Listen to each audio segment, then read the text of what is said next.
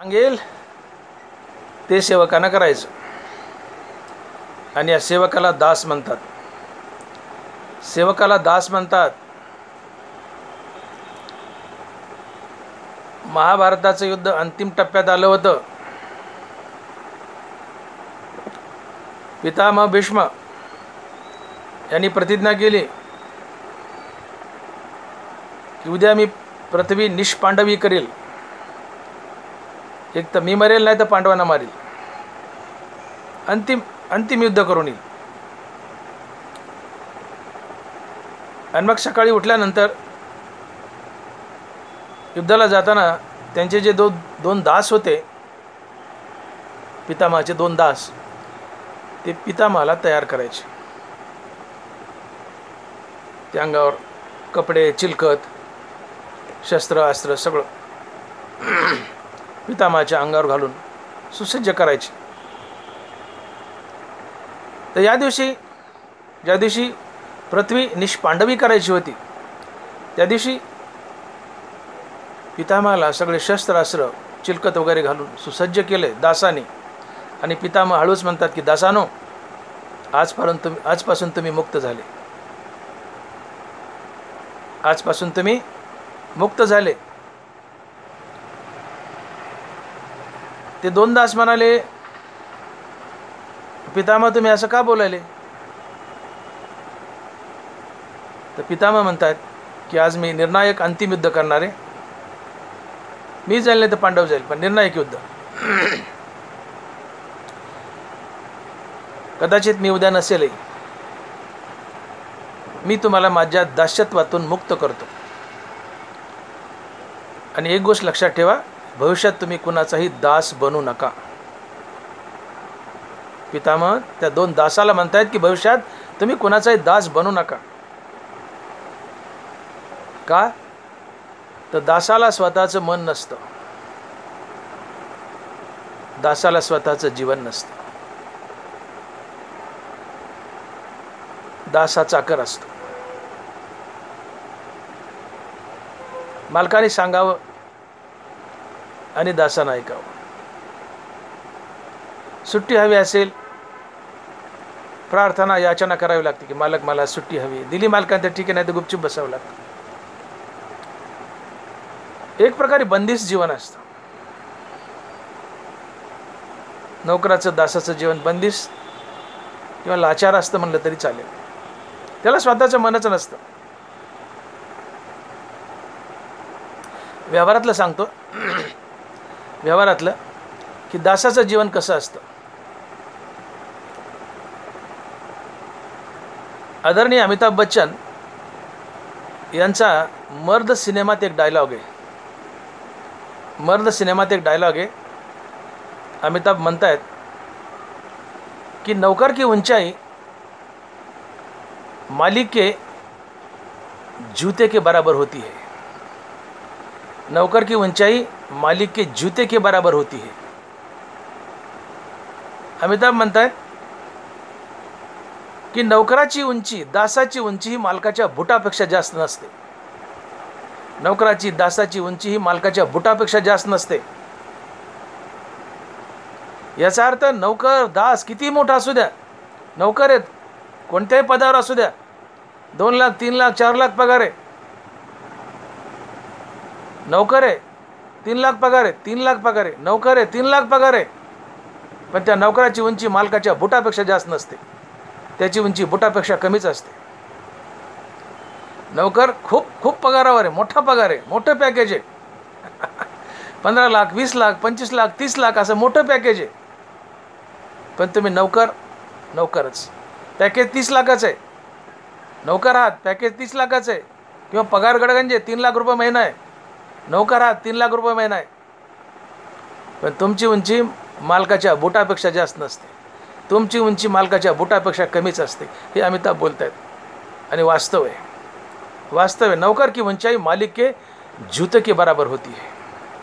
नौकर किती मोठा असू द्या, दास किती मोठा असू द्या, त्याची उंची मालकाच्या बुटापेक्षा जास्त नसते. तात्पर्य, नौकर दास लाचार असतो. आणि म्हणून पितामह भीष्म म्हणाले की माझ्या दास्यत्वातून आज तुम्ही मुक्त झालेत. भविष्यात कोणाचा दास बनू नका, चुकूनही कोणाचा दास बनू नका. का तर दासाला स्वतःचं मन नसतं, दासाला स्वतःचं जीवन नसतं, दास लाचार असतो. आणि नोकरदारही दासच आहेत. 3 लाख पगार आहे, फार मोठे साहेब आहेत, 3-3 लाख पगार आहे, 2 लाख पगार आहे, पण जीवन लाचार आहे. ते दास्यत्वच आहे, नोकरी दास्यत्वच आहे, लाचारी असते, स्वतःचं मन नसतं. आणि म्हणून सेवके करावे सांगितले काम, तिथे होतू पण कामा नये. मालकाने सांगितलं हे कर, तिथं तोंड वाकडं करायचं का मी करतो बघतो, नाही, अजिबात नाही. ते तर होतू पण कामा नये. हो तू हे असं तर हे अजिबात नाही. हो, बस म्हणला बसला, उठ म्हणला उठला, डबल दिली की सुटला, डबल दिली की सुटावंच लागतं. मालक सांगेल ते करावंच लागतं. हे दासाचं जीवन आहे. तुम्ही किती मोठे असा, दास दासच, नौकर नौकरच. आणि म्हणून पुराणे माणसं असं बोलतात की उत्तम खेती, मध्यम व्यापार, कनिष्ठ नोकरी, कनिष्ठ नोकरी. दास हा दासच असतो. आणि म्हणून पितामहानं ते आपल्या 2 दासाला आपल्या दास्यत्वातून मुक्त केलं. जा म्हणले आजपासून कोणाची चाकरी दास्यत्व करू नका.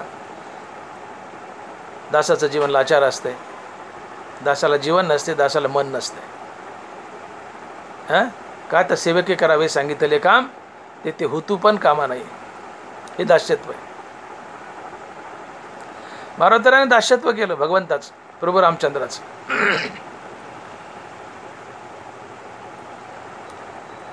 पण परमार्थातलं दास्यत्व वेगळं असतं. परमार्थात आम्ही देवाचे दास असतो का देव आमचा दास असतो? काय उत्तर आहे तुमचं? आम्ही भक्त आहेत. परमार्थात भक्त देवाचा दास आहे का देव भक्ताचा दास आहे? नाथ महाराज उत्तर देत आहेत, एका जनार्दनी भक्त, एका जनार्दनी भक्त, देव त्यांचा अंकित दास होय. नाथ महाराज, एका जनार्दनी भक्त, देव त्यांचा अंकित दास होय. परमार्थात तुम्ही आम्ही भक्त जरी देवाचं दास्यत्व करत असलो, परंतु खऱ्या अर्थानं आम्ही देवाचे दास नसतो, देव आमचा दास असतो, देव आमचा दास असतो. आणि म्हणून परमार्थात देवाचं दास्यत्व करण्यातही महानता आहे. कारण आम्ही देवाचे दास बनलो की देव आमचा दास बनतो. एका जनार्दनी भक्त, देव त्यांचा अंकित दास होय. परमार्थात देवच आमचा दास असतो.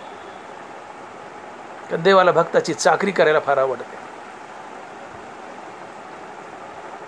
परंतु तरीही दास्यत्व थोडं कठीण असतेच. हे दास्यत्व मारुतीरायाने प्रभू रामचंद्राचं केलंय. आणि दास्य भक्ती आहे. नवविधा भक्तीमध्ये ही दास्य भक्ती आहे. श्रवण, कीर्तन, स्मरण, पादसेवन, अर्चन, वंदन, दास्य, सख्य, आत्मनिवेदन, या नवविधा भक्तीमधली दास्य भक्ती मारुतीरायाने केली आहे आणि मोठ्या ताकदीनं केली आहे. आणि मग दास्य भक्ती म्हणलं की मारुतीरायाचं उदाहरण डोळ्यापुढे येतं. मारुतीरायाचं उदाहरण पुढे येतं. दास्यत्व निकट हनुमंते पै केले, म्हणून हे देखील रामचरण. तर हनुमंतराय तुकोबाराला म्हणतात की तुकोबाराय, भक्तीच्या वाटा विचारतात ना तुम्ही. मी दास्य भक्ती केली, मी दास्य भक्ती केली, नवविधा भक्ती आहे, मी त्यातली दास्य भक्ती स्वीकारली. तुकोबारा, या 9 पैकी तुम्ही कोणती स्वीकारा, तुम्हाला बंधन नाही आहे. श्रवण, कीर्तन, स्मरण, पाद सेवन, अर्चन, वंदन, दास्य, सख्य, आत्मनिवेदन, या 9 पैकी कोणतीही स्वीकारा. तुकोबारा हनुमंतराय म्हणतात, तुकोबारा या 9 पैकी कोणतीही स्वीकारा, तुम्हाला मोकळीक आहे. पण मी दास्यत्व स्वीकारलं, दास्य भक्ती स्वीकारली. आणि दुसऱ्या 3 वाटा, या नवविध भक्तीच्या 9 वाटा दाखवल्या. आणि दुसऱ्या 3 वाटा कोणत्या की तैसे स्वामीचे मनोभावा, न चुकीचे हेची परमसेवा, एरतो पांडवा वाणिज्य करणे. भक्तीच्या दुसऱ्या 3 वाटा म्हणजे देवाच्या इच्छेप्रमाणे वागणं, ही देवाची भक्ती. भक्तीत देवाला काय हवं हे जाणून घ्या. तुम्ही देवाची भक्ती करताना देवाला काय हवं हे जाणून घ्या, तसं वागा. ती देवाची खरी भक्ती, परिपूर्ण भक्ती आहे. मग देवाची काय इच्छा आहे, तर देव म्हणतो सकाळी उठल्यापासून रात्री झोपेपर्यंत आपलं प्रत्येक कर्म देवाची पूजा म्हणून करा. हे कर्म करताना आणि इतर वेळेसही तुमचं चित्त सातत्यानं हरिनामात बांधून ठेवा आणि जगातील प्रत्येक प्राणी मात्र हा देवच आहे असं समजून त्याच्यासोबत देवतुल्य व्यवहार करा. या तिन्ही गोष्टी आपल्या जीवनात अनुकरणं म्हणजे देवाची परिपूर्ण भक्ती होय. आणि या भक्तीच्या 3 वाटा आहेत आणि नवविध भक्ती ह्या 9 वाटा, अशा एकूण भक्तीच्या 12 वाटा. आकड्यात घेण्याची गरज नाही, 12-13 म्हणायची गरज नाही, आकड्यात घेण्याची गरज नाही, पण या वाटा मारुतीरायाने दाखवल्या. आणि म्हणून तुकोबाराय म्हणतात की हे मारुतीराय, हे हनुमंता, मी तुम्हाला शरण आलोय, तुमच्या दारात उभा आहे, मला भक्तीच्या वाटा दाखवा. तर या भक्तीच्या वाटा मारुतीरायांनी तुकोबारायला दाखवल्यात. मज दावा व्याजी सुबटा, काय भक्तीच्या त्या वाटा, मज दावा व्याजी सुबटा. हे सुबटा, सुबट म्हणजे योद्धा. हां, मारुतीराय मोठा योद्धा होते, महान योद्धा होते. म्हणे हे सुबटा, हे महायोद्ध्या, मला भक्तीच्या वाटा दाखवतं. या आपण बोललो, या भक्तीच्या वाटा दाखवल्या. पुढे अभंगाच्या 3ऱ्या चरणात तुकोबाराय लिहित आहेत, हे मारुतीराय, तुम्ही शूर आहात, धीर आहात. तुम्ही शूर आहात, धीर आहात. तुकोबाराय लिहित आहेत की शूर आणि धीर, शूर आणि धीर स्वामी काजी तू सादर, शूर आणि धीर स्वामी काजी ती सादर. हे मारुतीराय, तुम्ही शूर आहात आणि सोबत धीर आहात. शूर आणि धीर या दोन्ही शब्दाचे 2-2 अर्थ होतात. शारीरिक बळाचा विचार केला तर मारुतीराय शूर होते आणि धैर्यवान होते. किती शूर होते? मारुतीरायांनी अख्खा द्रोणागिरी उपटून आणला होता. उपटून आणला होता.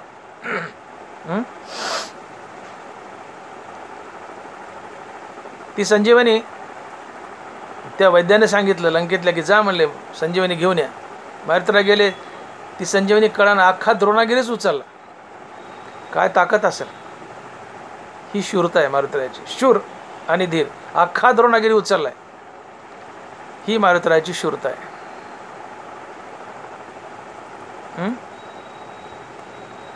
लंकेमध्ये गेले, सगळी लंका जाळून आली. ही मारुतीरायाची शूरता आहे. त्यांचा गदा पडला की चंदामेंदाच व्हायचा समोरच्याचा. ही मारुतीरायाची शूरता आहे. बळ, मारुतीराय म्हणजे बळ आणि बळ म्हणजे मारुतीराय, बळाचा महामेरू, बलवान होते.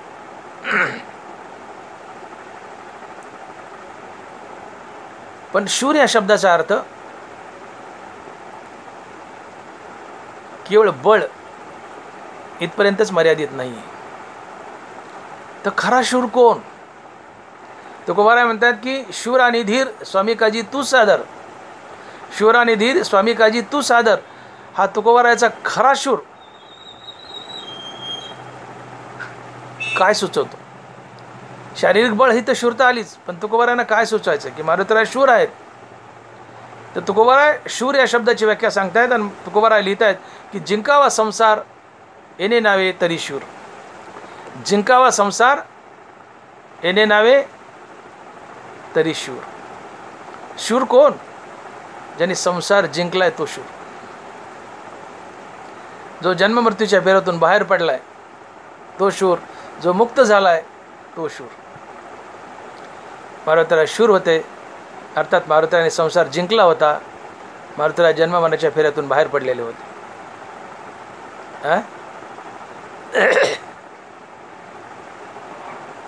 मारुतीराय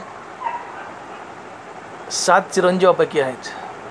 तसे 8 चिरंजीव आहेत, पण 7 प्रख्यात आहेत. मारुतीराय 7 चिरंजीवापैकी एक आहेत आणि या 7मध्ये सर्वात महान आहेत. कोण आहेत 7 चिरंजीव? मारुतीराय, विभीषण, परशुराम, अश्वत्थामा, कृपाचार्य, व्यास महर्षी, बलिराजा, हे 7 चिरंजीव आहेत. आणि मार्कंडेय हे 8वे चिरंजीव आहेत. 7 मानले ते पहिले 7, 8 म्हणलं तर मार्कंडेय घालायचं.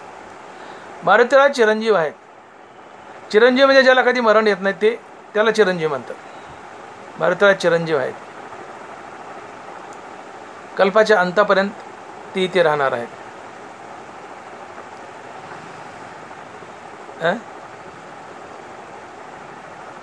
मारुतीराने संसार जिंकलाय म्हणून ते शूर आहेत. मारुतीराचा अवतार झाला.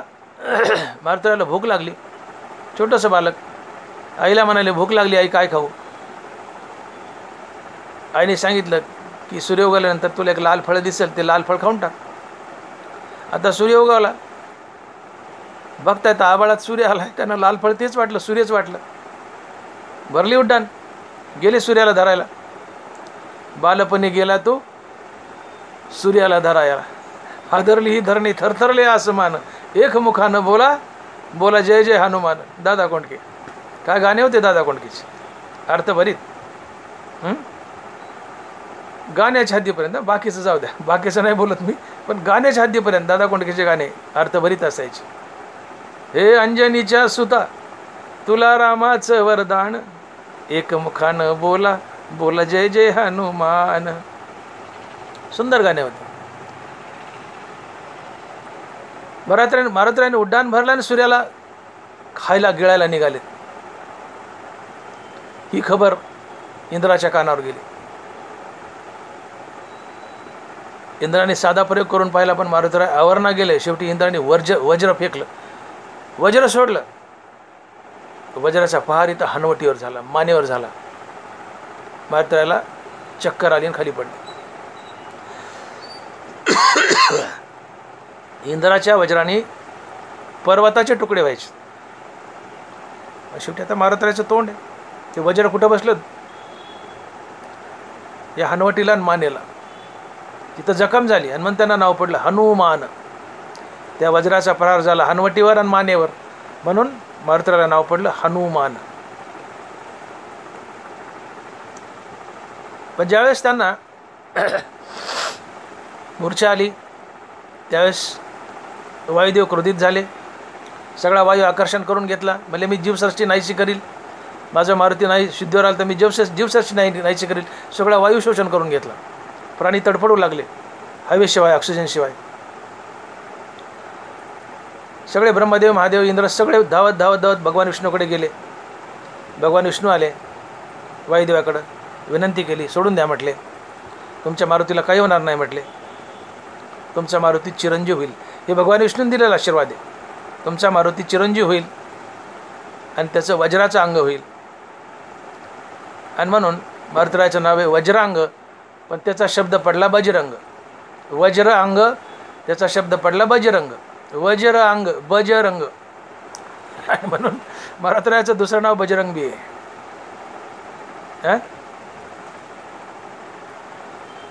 आणि असे मारुतीराय शूर.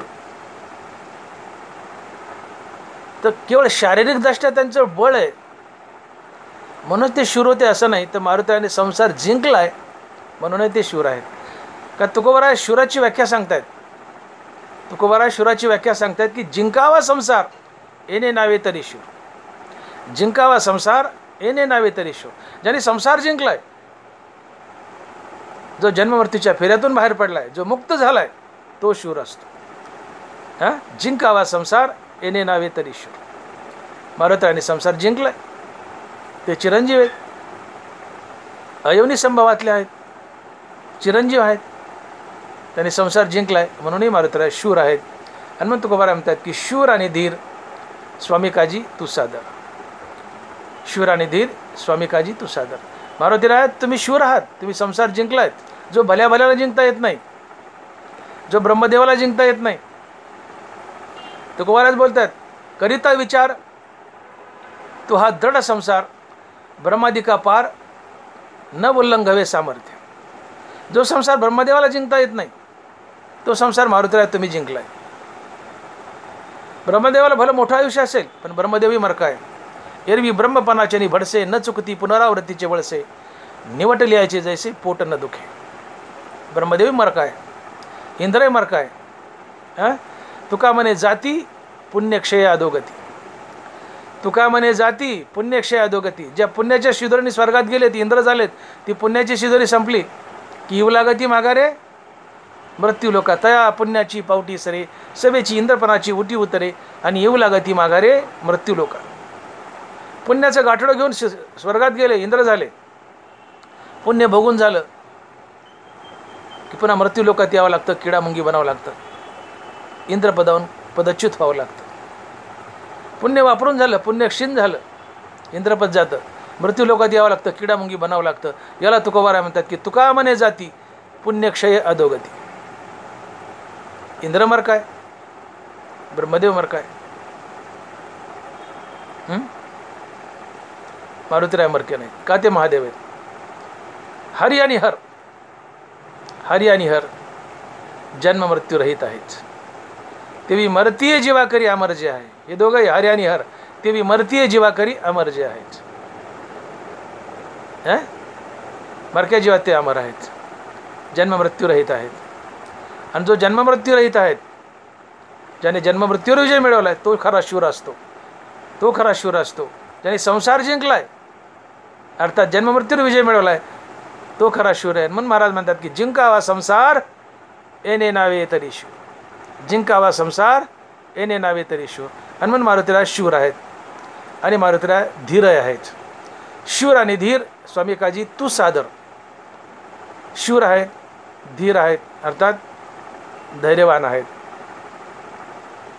धाडस आहे. रावणासारख्या माणसाच्या समोर उभा राहून सडेतोड उत्तर देऊन त्याची लंका पेटून येणं एका साधं धाडस आहे का? शारीरिकदृष्ट्या मारुतीराय बलवान आहेत, म्हणजे शूर आहेत आणि धैर्यवाने आहेत. तर शूर म्हणजे शारीरिक बल अधिक ज्यांनी संसार जिंकलाय तो शूर. आणि धैर्याचा विचार केला तर जो धाडसी आहे आणि ज्यांनी काम जिंकलाय तो खरा धैर्यवान किंवा धीर असतो. मारुतीरायने काम जिंकला होता. या जगात दोनच संत होऊन गेले, तसे संतांनी काम करत जिंकलेच असतात. पण उदाहरण द्यायचं झालं तर कामदेव या दोघांना, कोण, एक शुकाचार्य आणि मारुतीराय, शुकाचार्य आणि मारुतीराय या दोघांना आपल्या तावडीत गाठण्यासाठी रात्रंदिवस तळमळ करत होता कामदेव. एक दिवस कामदेव असा मोरखी विणत होता आणि ऋषी विश्वामित्राची आणि कामदेवाची भेट झाली. विश्वामित्र म्हणतात की कामदेव काय माझ्यासाठी जाळं विणता काय? कामदेव माझ्यासाठी जाळं विणता काय? कामदेव म्हणतो विश्वामित्र तुमच्यासाठी जाळ्याची काय गरज आहे? तुम्हाला तर माझी मेनकाच पुरेशी आहे, तुम्हाला माझी मेनकाच पुरेशी आहे. आणि विश्वामित्र मेनकेच्या जाळ्यात अडकला. मग विश्वामित्र म्हणतात कुणासाठी जाळं, कुणासाठी जाळं विणतायत? तर कामदेव म्हणतो मारुती आणि शुकाचार्य.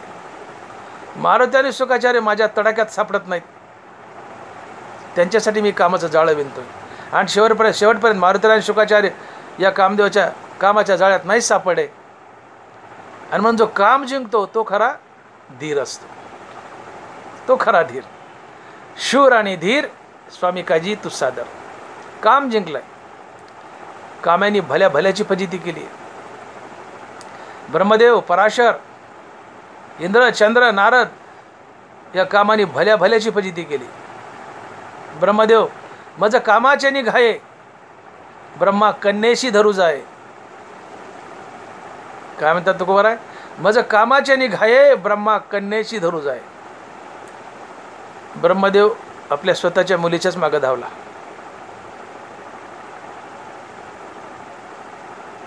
ब्रह्मदेवाला खरमुख आहे आणि म्हणून ब्रह्मदेव अपूजनीय ठरले. ब्रह्मदेवाचं कुठं मंदिर नाही, त्यांची पूजा होत नाही. का? मज कामाचे निघाये ब्रह्मा कन्येशी धरू जाय. ब्रह्मदेवाला काम जिंकता आला नाही.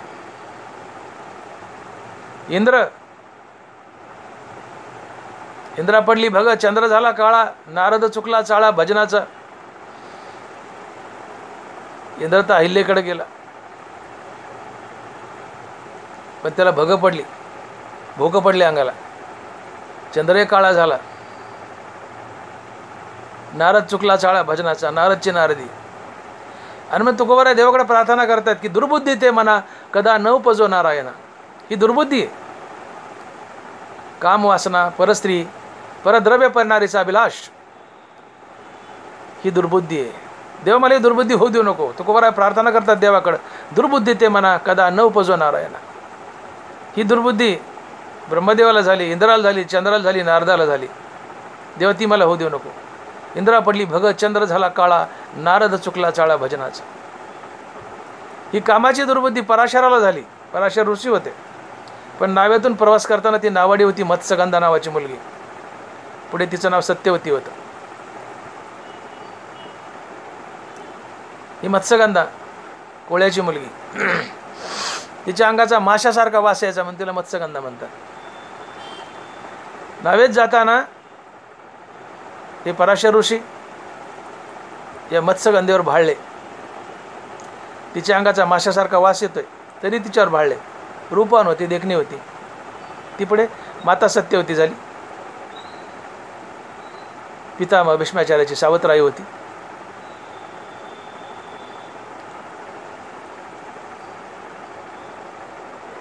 पराशर ऋषी म्हणाले, मत्स्यगंधे मला तुझ्यासोबत विवाह करायचा आहे.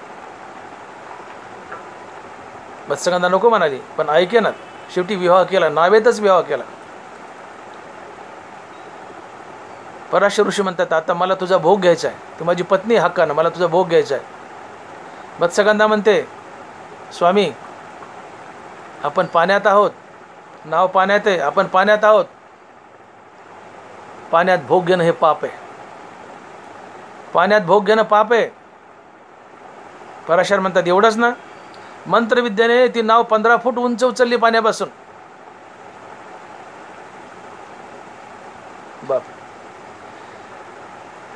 मत्स्यगंधा म्हणते, ठीक आहे, नाव पाण्यापासून वेगळी केली. पुन्हा मत्स्यगंधा म्हणते, स्वामी पराशर ऋषी, स्वामी दिवसा आकाशात सूर्य असताना भोग घेऊ नये. दिवसा आकाशात सूर्य असताना भोग घेऊ नये, महापाप लागतं. म्हणले पराशर म्हणतात, एवढंच ना, मंत्रविद्येने आकाशात सगळे ढग आणले, सूर्य झाकून टाकला. आता बोल म्हणले, आता आपण पाण्यात नाहीत आणि आकाशात सूर्य नाही, आता काय हरकत आहे भोग घ्यायला. पट्ट्याने भोग घेतला. शेवटी पत्नी भोग घेतलाच. जे पराशर ऋषी मंत्रविद्येने आकाशात ढग आणून सूर्य झाकू शकतात, जे पराशर ऋषी मंत्रविद्येने नाव पाण्यातून 15 फूट उंच उचलतात, मंत्रविद्येने पराशरानं मोठमोठे चमत्कार केले,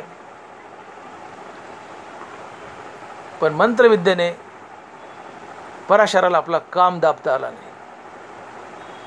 मंत्रविद्येने पराशराने मोठे मोठे चमत्कार केले, पण पराशराला आपला काम दाबता आला नाही. हा कामाजी कोतवाल आहे. बड्या बड्याला नागवतो, बड्या बड्याला नागवतो. माझं कामाचे निघाये, ब्रह्मा कन्येशी धरू जाय. इंद्रा पडली भग, चंद्र झाला काळा, नारद चुकला चाळा भजनाचा. या कामाजी कोतवालानं भल्या भल्याची फजिती केली आहे. काम आपल्या तावडीतून कोणाला सुटू देत नाही. पण मारुतीराय शुकाचार्य कामाच्या तावडीत नाही सापडे, नाही सापडे.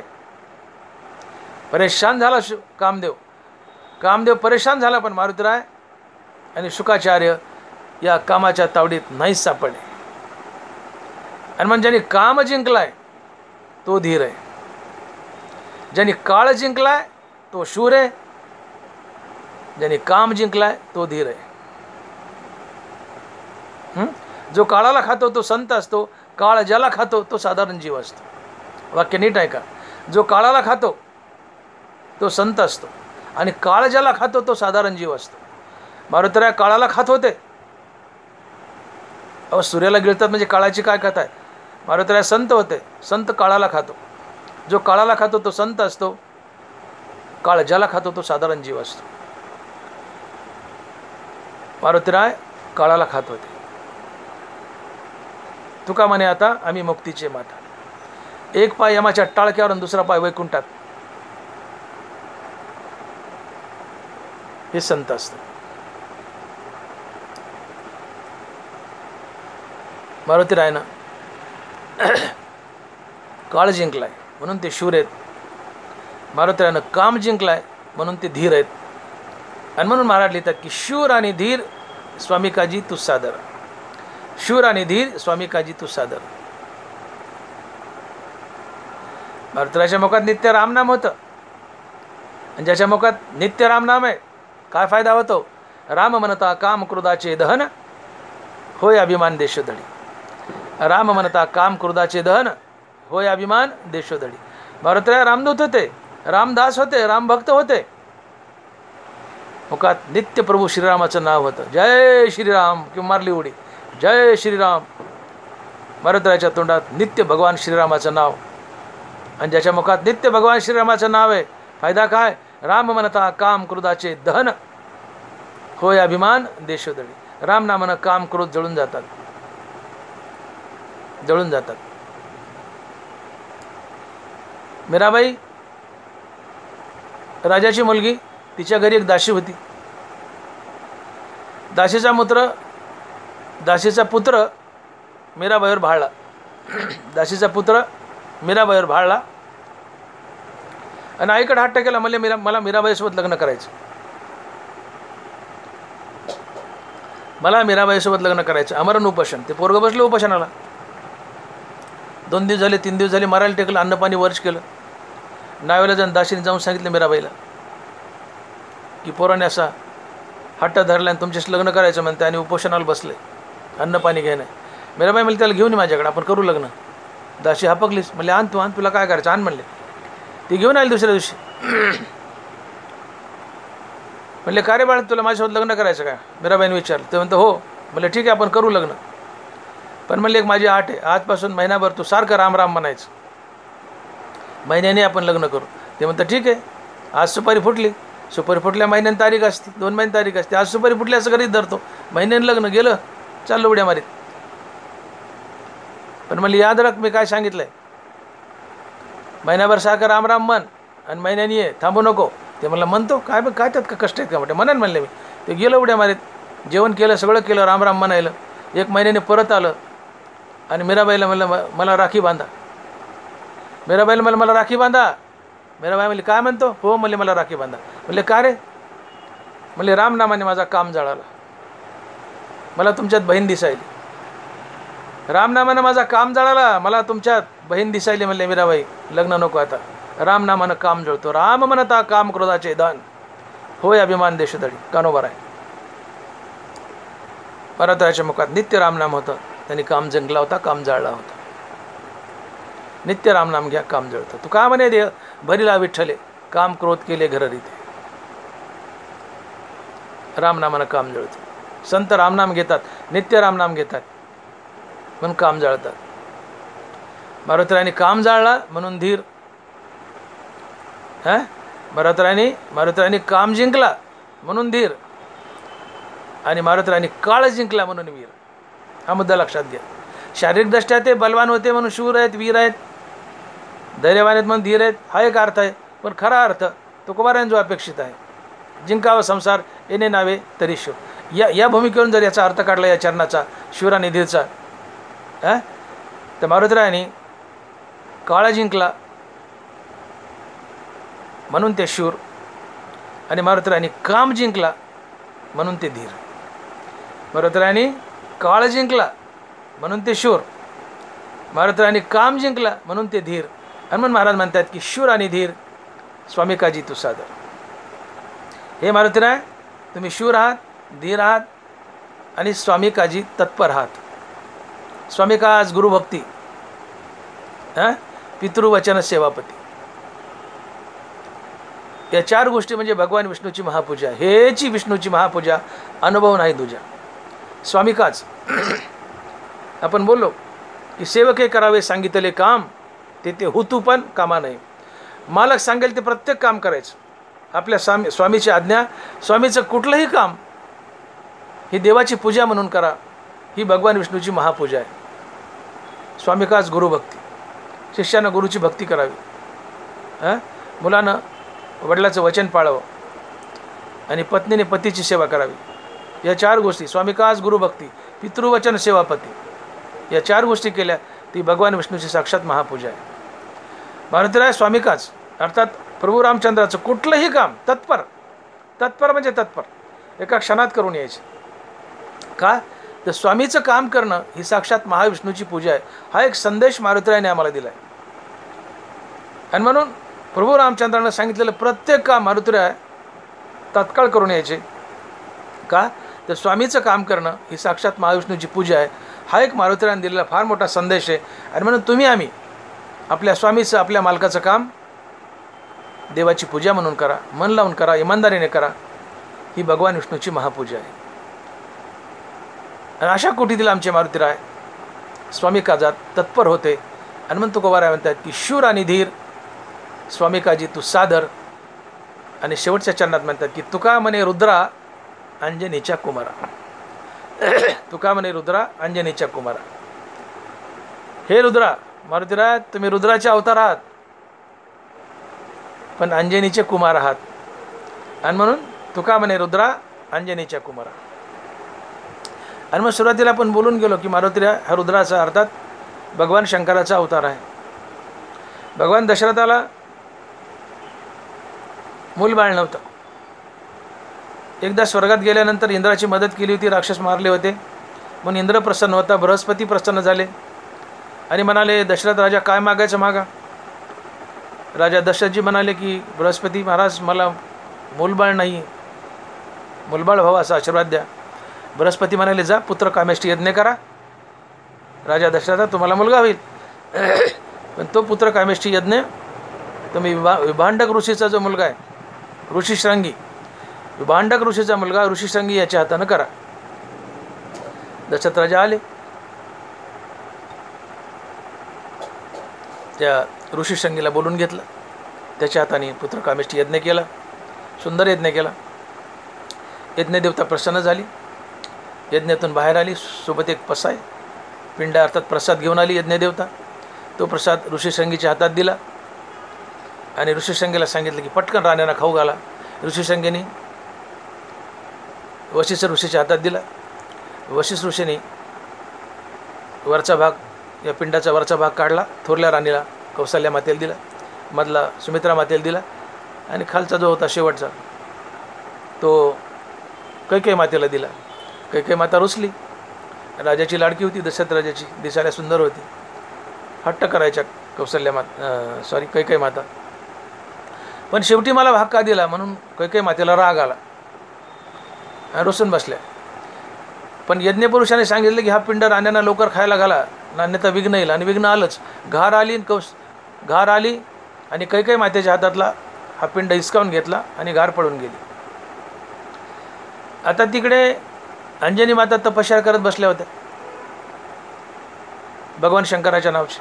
भगवान शंकर प्रसन्न झाले, म्हणले अंजनी माग काय मागायचं. म्हणले देवा तुमच्यासारखा शूरवीर भक्तिवान पुत्र माझ्या पोटी यावा, किंवा तुम्हीच माझ्या पोटी यावं. हां, तुम्हीच माझ्या पोटी यावं. जे आपण बोललो की अंजनीच्या तपासाठी महारुद्र आले पोटी, तुम्ही माझ्या पोटी या. भगवान शंकर म्हणाले तथास्तु. म्हणले तू वंजळ करून बस. भगवान शंकर म्हणाले तू वंजळ करून बस. वायुदेव तुझ्या वंजळीत एक प्रसाद टाकतील, तो प्रसाद खा, त्यापासून गर्भधारणा होईल आणि मी तुझ्या पोटी येईल. ही घार चालली होती आकाशातून. वायुदेव जोरात वाऱ्याच्या हिसकाने वायुदेवाने त्या घराच्या तोंडातून हा पिंड खाली पाडला आणि बरोबर अंजनी मातेच्या वंजळीत पडला. अंजनी मातेने पटकन सेवन केलं, गर्भधारणा झाली, त्यापासून मारुतीराय झाले. आणि म्हणून मारुतीराय हे सुद्धा अयवनी संभव आहे. आणि म्हणून ते भगवंत आहेत, रुद्राचा अवतार आहे. कारण देव अवतार धरतो, जन्म नाही. आणि देवाचा अयवनी संभव असतो. अयवनी संभव प्रगटला हा राघव, तसं अयवनी संभव प्रगटला हा शंकर, किंवा प्रगटला हा महादेव, किंवा प्रगटला हा हनुमान. कारण मारुतीरायसुद्धा त्या पसायातून, त्या प्रसादातून, त्या पिंडापासूनच जन्माला आलेत. कैकेयी मातेचा जो पिंड आहे तो घारीने नेला आहे आणि ते पिंड अंजनी मातेने खाल्लं आहे. आणि अंजनी माता त्या पिंडाने गरोदर राहिल्यात आणि मारुतीराय जन्म झाला आहे. म्हणून मारुतीरायसुद्धा अयवनी संभव आहे. आणि म्हणून मारुतीराय हे दुसरे तिसरे कुणी नसून तो रुद्राचा अवतार आहे, महादेवाचा अवतार आहे. आणि म्हणून तुकोबाराय म्हणतात की तुका म्हणे रुद्रा अंजनीच्या कुमारा. तुका म्हणे रुद्रा अंजनीच्या कुमारा. हे मारुतीराय तुम्ही रुद्राचे अवतार आहात आणि अंजनीचे कुमार आहात. म्हणून तुका म्हणे रुद्रा अंजनीच्या कुमारा, विठोबाय रखुमाई, जय जय विठोबाय रखुमाई, विठोबाय रखुमाई, जय जय विठोबाय रखुमाई, विठोबाय रखुमाई. यथामती आपण अभंगाचा भावार्थ पाहिला. 2 शब्दात अभंगाचा सारांश. तुकोबाराय म्हणतात, शरण शरण हनुमंता तुझा आलो रामदूता, काय भक्तीच्या त्या वाटा माझं दावाव्या सुबटा, शूर आणि धीर स्वामिकाजी तू सादर, तुका म्हणे रुद्रा अंजनीच्या कुमारा. आज पवित्र अशी पौर्णिमा, चैत्रमास, मारुतीरायाचा अवतार दिवस. साध्या भाषेत बोलायचं झालं तर हनुमान जयंती. आपण बोलून गेलो की जयंती भगवंताची असते आणि पुण्यतिथी संतांची असते. संत ज्या तिथीला देह ठेवतात त्या तिथीला पुण्यतिथी म्हणतात. का तर संतांनी देह ठेवला आहे त्या तिथीला आपण जर संतांचं नामस्मरण केलं तर अगाध पुण्य मिळतं, अगाध पुण्य मिळतं. आणि म्हणून संत ज्या तिथीला देह ठेवतात त्याला पुण्यतिथी म्हणतात. पुण्यतिथी संतांची असते आणि जयंती भगवंताची असते. जयंती त्याचीच असते की जो अयवनी संभव आहे, जो प्रगट होतो, जो अवतीर्ण होतो तो भगवंत असतो, तो अयवनी संभव असतो. जो आईच्या गर्भातून यवनी मार्गाने आलाय त्याची जयंती नसते. जो अयवनीतून आलाय, अयवनी संभव अर्थात जो अवतीर्ण होतो, प्रगट होतो, जो अवतार धरतो त्याची जयंती असते. आणि अवतार फक्त भगवंताचे असतात आणि म्हणून जयंती फक्त भगवंताची असते. जयंती कुणाची नसते, फक्त भगवंताची. फार फार तुम्ही संतांची जयंती करू शकता, पण प्रामुख्याने संतांची काय असते, पुण्यतिथी आणि भगवंताची जयंती. पण तुम्हाला करायची असली संतांची जयंती तर करता येते, पण साधारण जीवाची जयंती कधी नसतेच. आपण कोणाच्या जयंत्या करतो, अमकेच जयंती, तमकेच जयंती, फलानेच जयंती, बिस्तलनेच जयंती. नाही नाही नाही, जो अयवनी संभव आहे, जे यवनी मार्गाने जन्माला आलेत त्यांची जयंती नसते. जे अयवनी मार्गाने आलेत अर्थात जे प्रगट झालेत, अवतीर्ण झालेत त्याची जयंती असते. अवतीर्ण फक्त भगवंत होतो, बाकी कुणी नाही आहे. हां, आणि म्हणून जयंती, राम जयंती, कृष्ण जयंती, दत्त जयंती, हनुमान जयंती, गीता जयंती अशा जयंत्या असतात. बाकी इतर साधारण जीवाच्या जयंत्या नसतात. ज्याला जन्ममृत्यू आहे, जो जन्मतो मरतो, जो जन्ममरणात बद्ध आहे, अशा जीवाची जयंती नसतेच.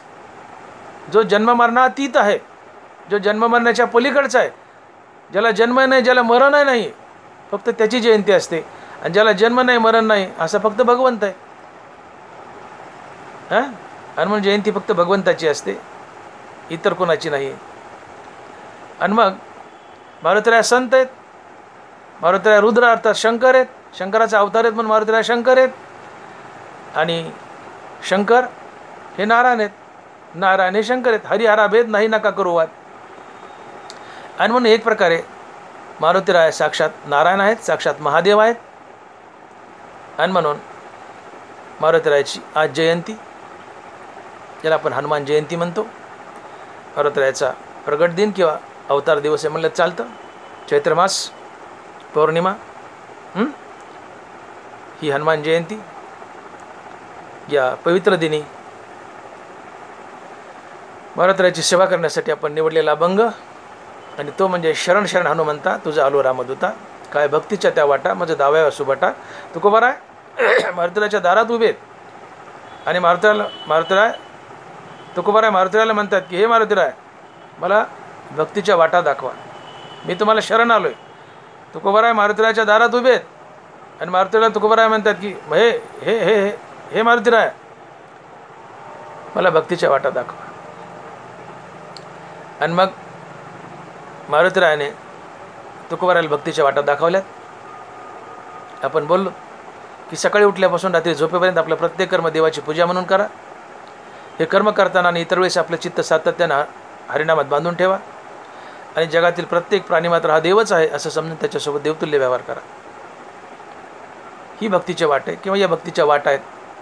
शिवाय नवविधा भक्ती आहे, आणि ती नवविधा भक्ती म्हणजे श्रवण, कीर्तन, स्मरण, पादसेवन, अर्चन, वंदन, दास्य, सख्य, आत्मनिवेदन याही भक्तीच्या वाटा आहेत. या भक्तीच्या वाटा मारुतीराणी तुकोबारायला दाखवल्या. आणि म्हणून तुकोबाराय मारुतीराच्या दारात उभं राहतात आणि विनंती करतायत की हे मारुतीराय, हे हनुमंतराय, तुम्ही रामदूत आहात, मी तुम्हाला शरण आलोय. का आलोय? तर तुम्ही मला भक्तीच्या वाटा दाखवा. आणि मारुतीरायांनी या भक्तीच्या वाटा दाखवल्यात. तुकोबारायांनी त्या स्वीकारल्या. आणि म्हणून शरण शरण हनुमंता, तुझं आलो रामदूता, काय भक्तीच्या त्या वाटा, माझं दावा व्यासुबाटा. ज्ञानेश्वर माऊली ज्ञानराज माऊली तुकाराम, ज्ञानेश्वर माऊली ज्ञानराज माऊली तुकाराम. जय विठ्ठल जय जय विठ्ठल. बोली लिले कुरे वेळी वाकुडी उत्तरे, करा क्षमा अपराध महाराज तुम्ही सिद्ध, नाही विचारीला अधिकार मी आपुला. करा क्षमा अपराध महाराज तुम्ही सिद्ध, तुका मने ज्ञानेश्वरा राखा पायापै किंकरा.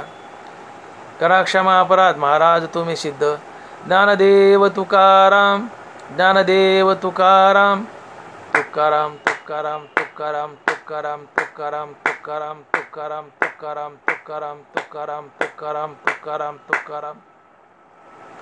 पुंडलिक वरदे हर विठ्ठल. श्री ज्ञानदेव तुकाराम. गोपाल कृष्ण भगवान की जय. माऊली ज्ञानेश्वर महाराज की जय. जगद्गुरु तुकाराम महाराज की जय. विठ्ठल विठ्ठल विठ्ठल विठ्ठल विठ्ठल विठ्ठल विठ्ठल विठ्ठल विठ्ठल विठ्ठल विठ्ठल विठ्ठल विठ्ठल विठ्ठल विठ्ठल विठ्ठल. झालेली सेवा मारुतीराच्या चरणी अर्पण करून सेवेला पूर्ण विराम.